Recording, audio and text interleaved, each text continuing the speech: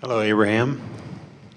I have a wonderful wife who's Hispanic, and our kids' first language was Spanish. Now they're going to English-speaking school, and they don't want to speak English. And I'm practically fluent in Spanish, so I am trying to inspire them to want to speak Spanish at home. And I really see a gift that being bilingual is for them. And I'm wanting some advice on how they see that as a gift for them as well, as opposed to, I think the place they're at is they're different because they're going to this English-speaking school, and when they first started going, they did have like an accent, or they would say things like, I like the curtain blue, which would be a Spanish syntax, and then they got made fun of. That's my guess is what's happened to them, and their reluctance to speak Spanish. There's many people who have wished they could speak Spanish that they could when they were a kid, and I just want to.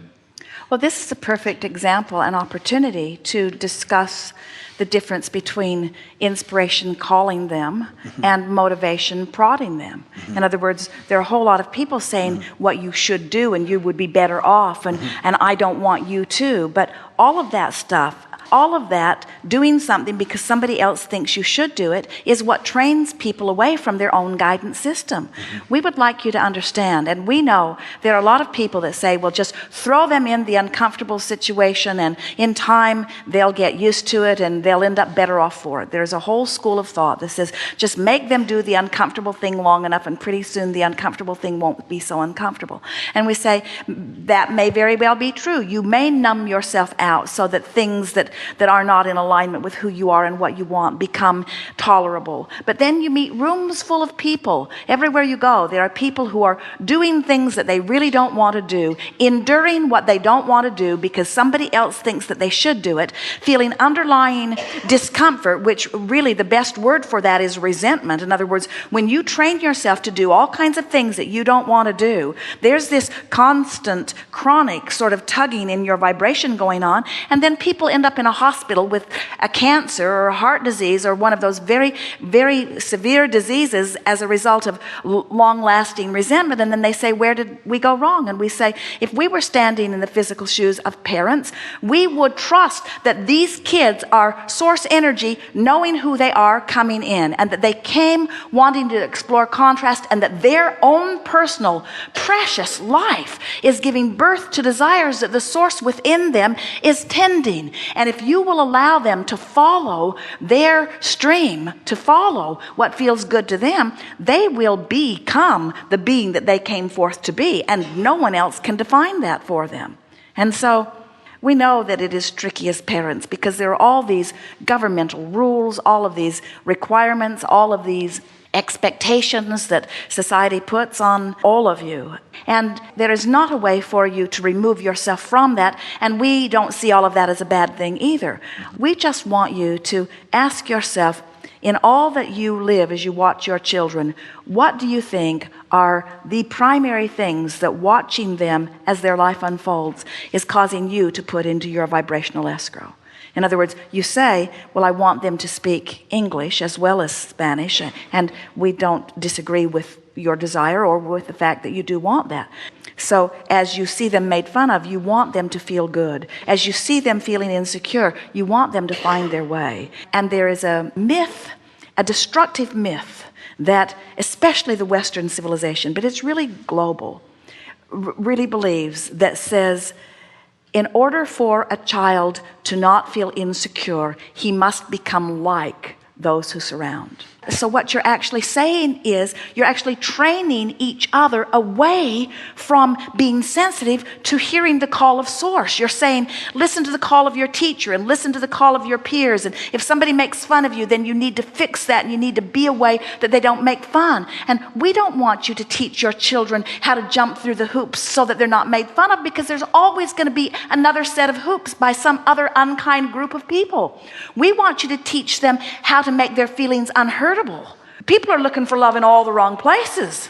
In other words, the only place that you will feel that fulfillment is by coming into alignment with who you are.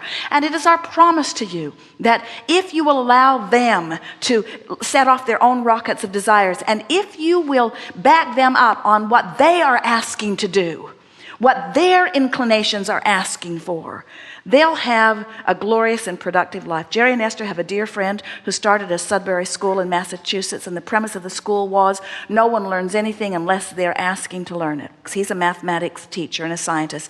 He can teach a person who wants to know mathematics from the beginning of addition and subtraction all the way through to the most complicated in less than a year. He is amazed that it is strung out over so many years. If someone wants to know, the next logical question unfolds, the next logical question unfolds, and if they're asking, the answers make sense. But when you're trying to cram answers into people's heads who aren't asking the questions, when you give answers before the question is ripe, the answer doesn't make any sense. So then it just becomes this memorization process.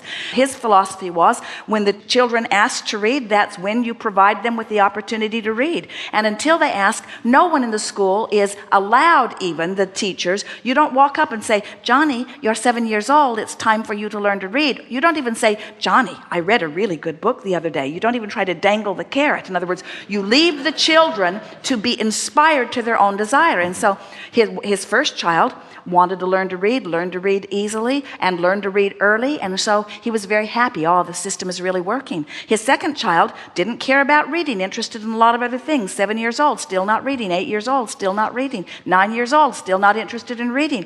Family members are starting to panic. The community is starting to rumble a little bit. But soon enough, this child wanted to learn to read, and within 6 months was up to speed with everyone, because when you want to know, the universe will deliver the means for you to know. You don't have to force knowledge on anyone. And when you answer questions that are not being asked, it's always a rough go. And then you grow up and you say, I'm not free, and I didn't get to do what I wanted to do, and I was robbed of my childhood, and I have these parental issues. And your parents have issues too, because they thought that it was their job to force you to do stuff you didn't want to do, and you were all miserable, and now you all hate each other. Mostly you do, you see. We don't hear any real sincere adoration of children and parents. In other words, not very much, because you're like little prisoners.